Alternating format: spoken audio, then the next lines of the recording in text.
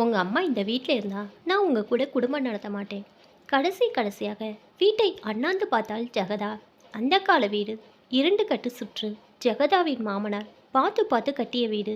அவ்வளோதான். இனி இந்த வீட்டுக்கு தான் வரப்போவதில்லை. இனிமேல் தன் வாழ்நாளில் பார்க்கவே முடியாது. சுகுணா விடமாட்டாள். தன்னை கூட்டி வர விடவே மாட்டாள். கண்கள் கலங்கியது, உதடுகள் துடித்தன, கண்ணீர் கசிந்தது, கண்ண கருப்புகளில் இறங்கியது. வாய்விட்டு கதறி அளவேண்டு போல துடித்த இதயத்தை கட்டுப்படுத்த சிரமமாக இருந்தது. சுகுணாவிற்கு முன்னால் அழக்கூடாது என்பதில் உறுதியாக இருந்தால் மிகப்பெரிய சாதனையை நிகழ்த்திவிட்ட பெருமித கர்வத்தில் ஆட்டோவின் வருகை எதிர்நோக்கி காத்திருந்தாள் சுகுணா. சுகுணாவிற்கு கனிவு என்பதே தெரியாது. 1000 கத்திகளை உருக்கி உருவாக்கியது மாதிரி நாக்கு. சாதாரண வார்த்தையே சவுக்கால் அடிப்பது போல்தான் பேசுவாள். ஈவு இறக்கமட்ட ராட்சசி. இத்தனைக்கு சுகுணா பிரத்தி கிடையாது, நெருங்கிய உறவுக்கார பெண்தான். தன்னையும் தன் புள்ளையும் பாசமாக அரவணைத்துக் கொள்வாள் என நினைத்துதான் வெங்கட்டிற்கு மனமுடித்தாள். வெளுத்ததெல்லாம் பால் என நினைத்து நினைத்து ஜெகதா ஏமாந்ததுதான் மிச்சம். தோட்டம், மாந்தோப்பு, கடலைக்குள்ளை, பேங்க் பேலன்ஸ், அலமாரிக்குள் பூட்டி வைக்கப்பட்டிருந்த பழைய நகைகள், வெள்ளி பாத்திரங்கள் என எல்லாவற்றையும் சுகுணாவிடம் ஒப்படைத்தாள். இனிப்பான பேச்சில் மயங்கி சொத்துக்களையும் பெயர் மாற்றி கொடுத்தாள். எல்லாம் வீண், எல்லாவற்றிலும் மண். உங்கள் அம்மா இந்த வீட்டில் இருந்தா என்னால் உங்கள் கூட குடும்பம் நடத்த முடியாது. போயிடுவேன், எங்கேயாச்சும் போயிடுவேன். சுகுணா இப்படி பிடிவாதம் பிடிப்பாள் என்று வெங்கட் எதிர்பார்க்கவே இல்லை. ஆடி போனான். இந்த இடியை ஜெகதா கூட எதிர்பார்க்கவில்லைதான். சுகுணாவா இப்படி ஏதோ சாதாரண கோபத்தில் சொல்கிறாள் என்றுதான் முதலில் எண்ணினான். நாளாக தன் குணத்தையே முற்றிலும் மாற்றிக்கொண்டிருந்தாள் சுகுணா. ஜெகதாவோடு தினமும் சண்டை. ஒதுங்கி போனாலும் விடமாட்டாள். வெறி பிடித்தவள் போல் கத்துவாள். வீட்டில் எந்த பொருளையும் ஜெகதா தொடக்கூடாது. பாபு மட்டும் விதிவிலக்கு. 8 வயது பேரன். மாட்டி மீது பாசமோ பாசம், உயிரையே வைத்திருந்தான். ஜெகதா ஊட்டிவிட்டால் தான் சாப்பிடுவான். ஜெகதாவின் தோளும் மடியும்தான் பாபுவிற்கு தொட்டில். வெங்கட்டிற்கு வங்கியில் வேலை, பளு அதிகம், பொறுப்பான பதவி. எந்த நேரமும் டென்ஷன். கொஞ்சம் கவனம் சிதறினாலும் அவ்வளோதான், இழப்புகள் அதிகமாகிவிடும். வேலை முடிந்து வீட்டுக்கு வர எப்படியும் இரவு 8 மணி ஆகிவிடும். வெங்கட்டிற்கு ஹோட்டல் சாப்பாடெலாம் ஒத்து வராது. அறவேக்காடாக இருந்தாலும் சுகுணா சமையல்தான் சரிப்பட்டு வரும். இதை நன்றாக புரிந்து வைத்திருந்த சுகுணா வேண்டுமென்றே இரவு எதையும் சமைக்க மாட்டாள். தலைவலி, மண்டையே வெடிச்சிடும் போல இருக்கு. வேணும்னா உங்கள் அம்மாவுக்கும் உங்களுக்கும் தெருமுனையில் இருக்கிற கையேந்தி பவனில் போய் வாங்கி வாங்க. பாபுக்கு பண்ணுற ஸ்நாக்ஸையே அவளை தின்னுவிட்டு அரைக்கதவை அரைந்து தாளிட்டு கொள்வாள். சுகுணாவை கேள்வி கேட்க முடியாது. கேட்டால் அன்று இரவு சிவராத்திரி தான். வாயை மூடிக்கொள்வாள் வெங்கட். ஓடிப்போய் ஜெகதாவிற்கு மட்டும் கையேந்தி பவனிலிருந்து இட்லி வாங்கி வருவான். உனக்கு வாங்கி வரலையா? பசிக்கலமா? அது எப்படி உனக்கு மட்டும் பசிக்காம போகும்? நீயும் சாதாரண மனுஷன் தானே. அம்மா ப்ளீஸ் எதுவும் கேட்காத, என்னால் முடியலை. என்னாலையும் தாண்டா முடியலை. தினம் நீ இந்த ராட்சசி கிட்ட படுற அவஸ்தையை சகிச்சுக்க முடியலை. பயிர் கொதிக்குது. வேணா, நான் சரியா போகிற கட்ட. நீ வாழ வேண்டிய குறுத்து. நீ சந்தோஷமாக நிம்மதியாக வாழணும். அதுக்காக நான் எங்கே வேணாலும் போக தயாராக இருக்கேன். என்ன ஏதாவது ஒரு முதியோர் இல்லத்தில் கொண்டு போய் விட்டுரு. கண்ணீர் வலிய, குரல் விம்ம, தேகம் துடிக்க கைகளை குவித்து கும்பிட்டாள் ஜெகதா. அம்மா, வெடித்து கதறினான் வெங்கட்.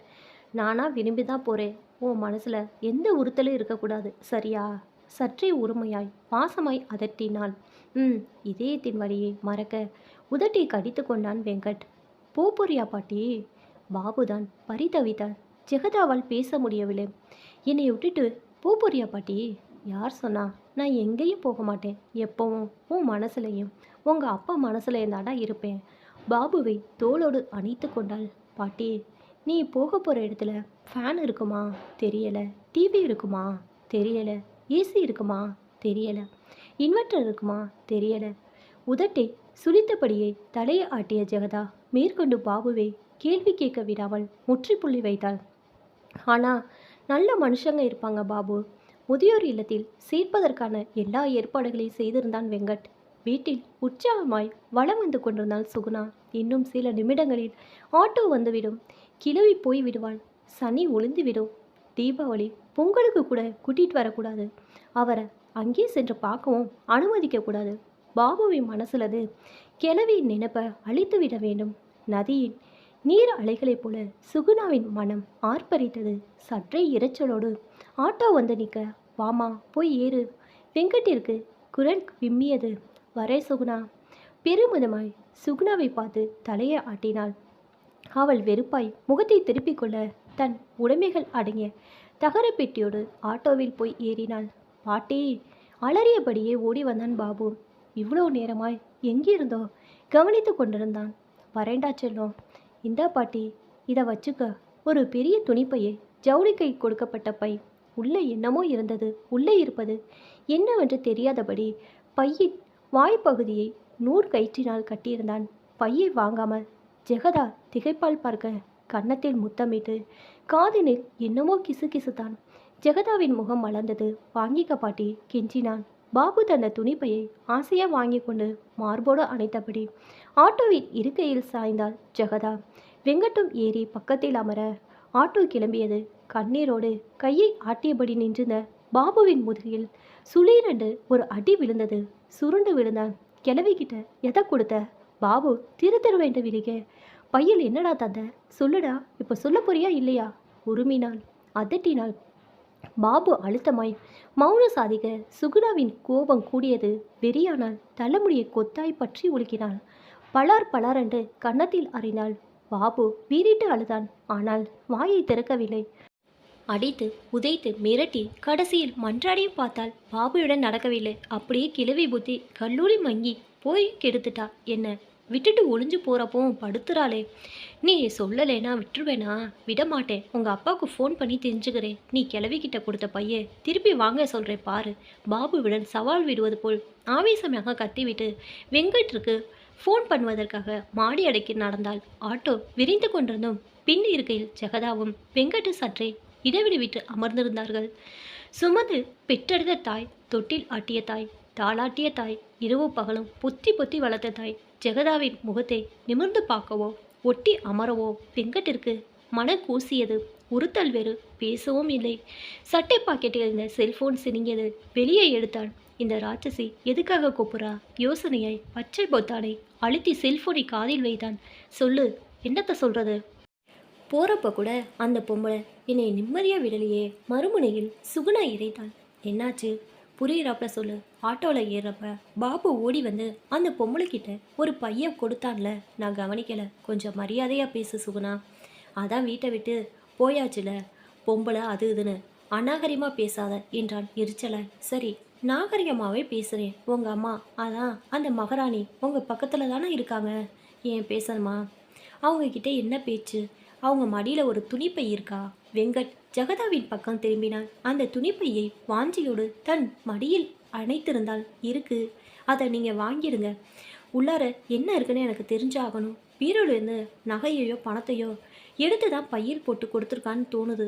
அறிவு வேணா, புத்தி வேணா. நல்ல மனுஷியாக இருந்திருந்தா அப்போவே அந்த பையை பிரித்து என் முன்னால் காட்டியிருக்கணும். திருட்டு புத்தி. போகிறது தான் போகிறோம், இருக்கிறத சுருட்டிட்டு போயிடலான்னு பேராசை, கெட்ட எண்ணம். பொம்பளைன்னு சொன்னால் பொத்துக்கிட்டு வருது உங்களுக்கு. காது ஜவ்வு கிழிவது போல் கத்தினாள். இப்போ என்னதான் வேணும் உனக்கு? அந்த துணிப்பையை என் கைக்கு வந்தாகணும். உள்ள என்ன இருக்குன்னு உடனே தெரிஞ்சாகணும். லயனில் இருக்கேன். பையை வாங்கி பிரித்து பார்த்துட்டு பதில் சொல்லுங்க. கராராய் கட்டளையிட்டாள். பாபு ஜெகதாயிடம் துணிப்பையை கொடுத்தது வெங்கட் நிஜமாவே கவனிக்கவில்லைதான். எதையும் கவனிக்கிற நிலையும் அப்போது அவன் இல்லை. சிசிடிவி கேமரா போல சுகுணாவின் பார்வை எப்போதும் ஜெகதாவின் மீதே தான் படிந்திருக்கும். ஆட்டோவில் ஏறுகிற தருணத்தில் பாபு ஓடி வந்து கொடுத்ததை நன்றாக கவனித்திருக்கிறாள். அதனால்தான் துளைத்து எடுக்கிறாள். பாபுவிடம் விசாரித்திருப்பார். விஷயத்தை கறந்திருக்க முடியாது. அடித்து மிரட்டி கடைசியாக தான் என்னிடம் வந்திருக்கிறாள். பாபு ஒருவேளை பீரோலேருந்து பணத்தையோ நகையோ எடுத்து பையில் வைத்து கொடுத்துருப்பானோ? துணிப்பையின் வாய்ப்பகுதி நூல் நாள் கட்டப்பட்டிருந்தது. வேறு ஆர்வத்தை கிளறியது. அம்மா, அந்த பையை இப்படி கொடு என்றான். அவன் சுகுணாவிடம் ஃபோனில் பேசியது ஜெகதாவும் அரைகுறையாய் கவனித்தபடிதான் இருந்தாள். முகத்தில் இருள் படித்தது. மாட்டேன், என் பேரை எனக்காக கொடுத்தது. துணிப்பையை இன்னும் இறுக்கமாய் அழுத்தி கொண்டாள். தரப்புரியா இல்லையா? அவள் லைனில் இருக்கா. இந்த பையன் அவளுக்கு வேணுமா? உள்ள என்ன இருக்குன்னு தெரிஞ்சுக்கணுமா? பரிதாபமாக கெஞ்சினான். பாட்டி, இதை யார்கிட்டையும் கொடுத்துடாத. நான் சேர்த்து வச்சிருந்த காசுலேருந்து உனக்காக வாங்கினது. எப்பவும் உன்கிட்டே இருக்கணும். துணிப்பையை கொடுத்தபோது தன் காதினுள் பேரன் பாபு கிசுகிசுத்ததை நினைத்து பார்த்தாள். நான் தான் ஊட்ட விட்டே வந்துட்டேனே, இன்னும் ஏண்டா என்னை வதைக்கிறீங்க? பாபு தந்த இந்த சந்தோஷத்தை கூட நான் அனுபவிக்க கூடாதா? முடியாது வெங்கட். பாபு என்கிட்ட சொல்லியிருக்கிறான், யார்கிட்டையும் கொடுத்துடாதன்னு. இந்த ஒரு விஷயத்தில் நான் இறங்கி வரமாட்டேன். அம்மா ப்ளீஸ், இந்த பைய இல்லாமல் நான் வீட்டுக்குள்ளே போக முடியாதுமா. மாட்டேன். ஜெகதா பிடிவாதமாய் மறுக்க வெங்கட் கோபமாய் அவளிடமிருந்து புடுங்க முயன்றான். அவன் இழுக்க அவள் தடுக்க போராட்டத்தையின் முடிவில் அந்த துணிப்பை ஆட்டோவின் குழுக்களில் வெளியே போய் விழுந்துவிட்டது. யோ டிரைவர், ஆட்டோவில் நிறுத்தியா? அவர்களுடைய சண்டையை வினோதமாய் வேடிக்கை பார்த்தபடியே ஆட்டோவை நிறுத்தினான் டிரைவர். உங்கள் அம்மா கிட்டேருந்து பைய வாங்கியாச்சா? உள்ள என்ன இருக்கு? என்ன இருக்கு? செல்ஃபோனை மறுமுனையில் இருந்த சுகுணா எரிந்து கத்தியபடியே இருந்தார். செல்போனை ஒரு கையில் பிடித்தபடியே ஆட்டோவிலிருந்து புத்தனை கீழே குதித்த வெங்கட் வெறித்தனமாய் ஓடினான். ஆட்டோவிற்கு பின்னால் நடு ரோட்டில் 20 அடி தூரத்தில் அந்த துணிப்பை விழுந்து கிடந்தது. தலை தெறிக்கி ஓடிப்போய் துணிப்பையை கையில் எடுத்தான். வாய்ப்பகுதியில் கட்டப்பட்டிருந்த நூல் கயிற்றை பரபரவென பிடித்தான்.